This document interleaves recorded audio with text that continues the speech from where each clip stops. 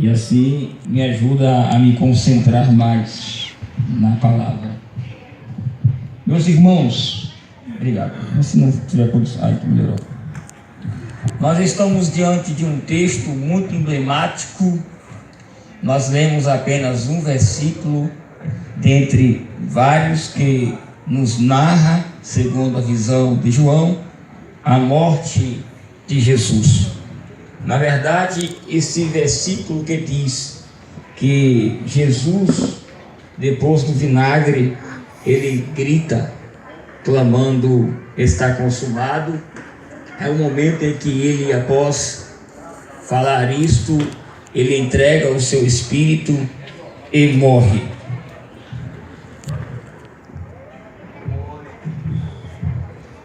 Ele entrega o seu espírito e morre.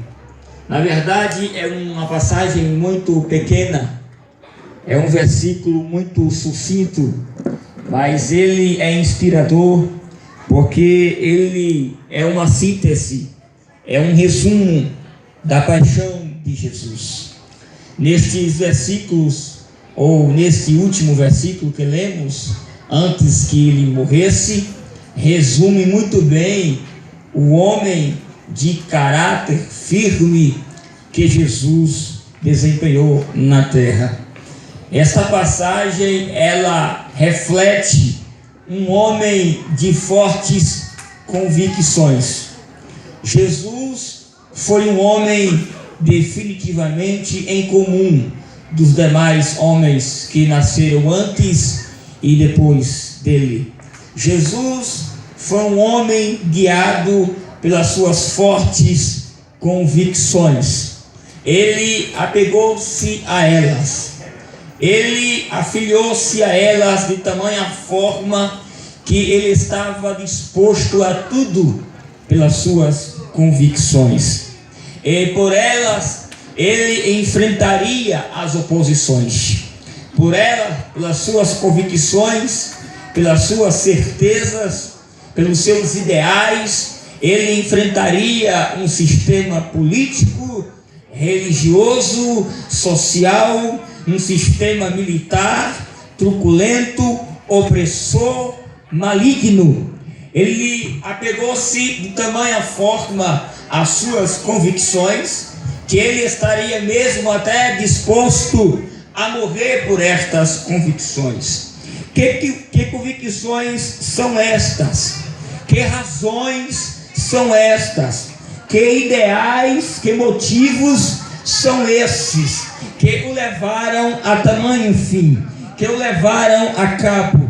Jesus era um homem que tinha pelo menos, porque o tempo não nos daria, ele teria pelo menos 3 convicções que o levaram para a cruz. A primeira convicção de Jesus, a primeira de todas, antes de mais nada, antes de tudo, a primeira convicção, a primeira certeza que Jesus tinha em sua vida quando andou aqui na terra, era que ele é o Filho de Deus. Ele tinha certeza de que ele é o Filho de Deus. Em Lucas capítulo 2, versículo 49, quando ele ainda era uma criança, um pré-adolescente, ele era uma criança que fazia parte de uma família judaica, em um contexto judaico, e todos os anos eles iam ao templo em Jerusalém para celebrar a Páscoa. E Jesus, ele tinha esse cotidiano de anualmente ir à Páscoa, celebrar a Páscoa, sacrificar a Páscoa.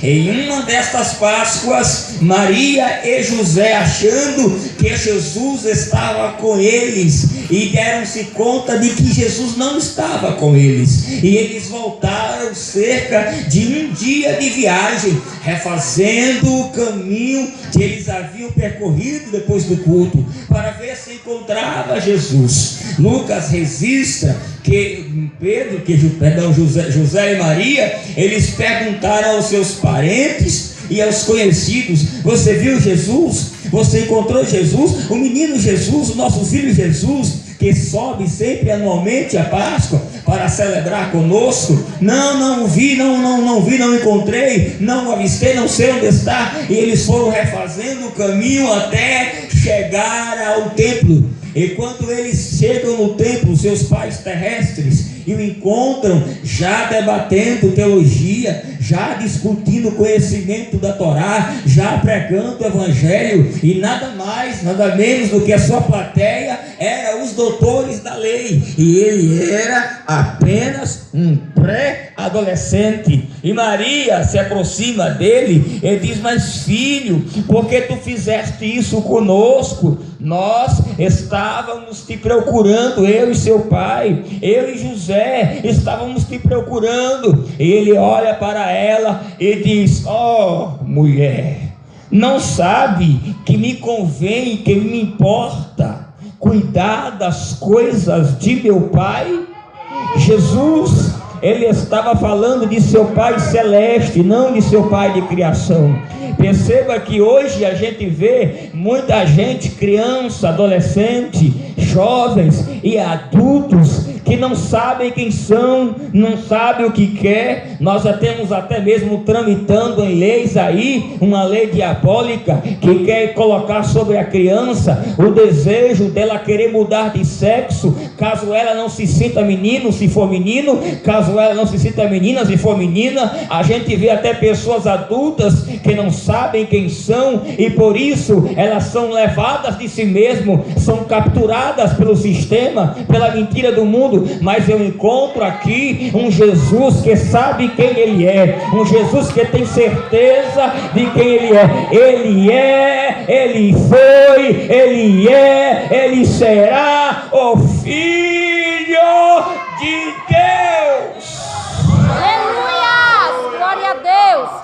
E esta sempre foi a tônica, esta sempre foi a banda que tocava a música da vida de Jesus. Existem pelo menos 150 referências nos evangelhos de que Jesus se autodenominava-se, se autodeclarava, se autodenunciava ser o Filho de Deus. E toda vez que ele fazia isso, toda vez que ele fazia alguma referência, citava uma parábola, ensinava as pessoas e no final dava a entendê-las de que ele era o Filho, de que ele era o Cordeiro Santo, de que ele era o enviado, de que ele era o primogênito, as pessoas não aceitavam, porque era paradoxal, porque era inaceitável, porque humanamente não tem como se entender que um homem que nasceu de uma mulher, que come, que dorme, que cansa, que está visivelmente em nossas vistas,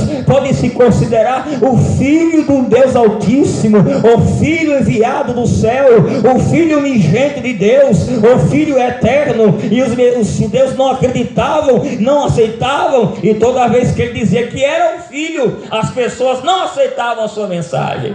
Certa feita ele pregando muitas coisas boas, mas no final ele declarou-se ser o Filho de Deus. E diz a Bíblia Sagrada no livro de João que a multidão que estava ouvindo o seu sermão, quando viu ele falar no final que ele era o Filho de Deus, algumas pessoas não aceitaram, ou melhor, a plateia inteira não aceitou. E diz-nos o evangelista João que as pessoas foram levantando-se discretamente, despretensiosamente, e foram saindo do ambiente, e só ficou Jesus e os discípulos. O evangelista João chega até mesmo a narrar, dizendo que as pessoas, quando ouviram ele dizer que era o Filho de Deus, disseram: não, duro é esse discurso, agora não dá para aceitar não, dura esta palavra. E saíram, e Jesus viu tudo aquilo e disse: vocês não querem ir também não? Ele olhou para os 12 que haviam ficado ali somente e disse: vocês podem ir também se quiserem, porque Jesus, ele não se dobra diante da vontade humana. Jesus sabe quem ele é, Jesus tem consciência de sua chamada, e ele disse aos discípulos: vocês podem ir também se quiser. E Pedro tomou na palavra e disse: não, mestre, para onde iremos nós, se somente tu tem palavra de vida eterna? Aleluia! Glória a Deus! Glória a Deus. Para onde iremos nós? Para onde você vai? Se somente Jesus nessa noite tem palavra de vida eterna. A pressão era grande. A pressão vinha do externo para o interno. Satanás, ele tenta desestabilizar o seu interior, e ele começa do lado externo. Se ele conseguir entrar em sua mente, você está acabado. Se ele conseguir enganar você, você está acabado. E a pressão era grande.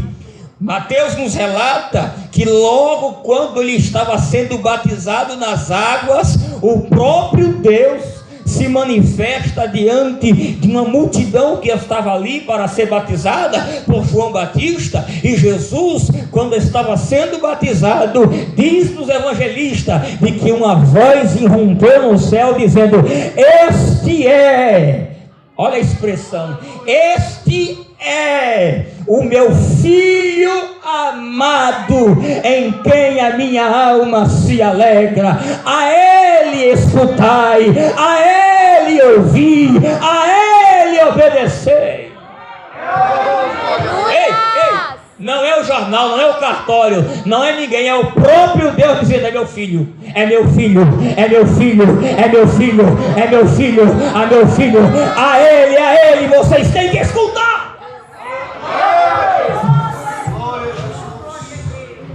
E quando ele acaba de sair dali, perceba que é proposital. Diga: Deus sabe. E nada é por acaso. Diga: Deus tem propósito. E foi proposital. Deus não falou aquilo ali para poder, porque se empolgou. Não falou aquilo ali para poder causar um merchandising, por propaganda. Ele sabia porque estava falando aquilo ali. E quando logo que sai, diz nos evangelistas que ele foi conduzido para o deserto, e lá ele teve um confronto com Satanás. E das 3 vezes que o diabo vem tentá-lo, ele vai aferir sobre a identidade de Jesus. Quando Jesus está 40 dias jejuando, sem comer pão e sem beber, 40 dias sustentado pela graça, mas seu corpo já está abatido. E se tem uma coisa que faz a gente perder a percepção, é quando não estamos comendo ou bebendo. Não temos mais a mesma percepção das coisas, o reflexo das coisas. Não conseguimos nem ler direito, nem ouvir direito, nem falar direito, porque estamos debilitados. Então Satanás não vê logo, vê depois. E vem justamente sobre a temática que era o grande X da questão. Se tu és o Filho de Deus, mande que estas pedras se transformem em pães. Na segunda vez ele vem de novo e diz: se tu és o Filho de Deus, precipita-te daqui abaixo. Então perceba que Satanás, ele tentou fazer isso, mas com Jesus ele quebrou a cara, porque Jesus não estabeleceu diálogo com ele.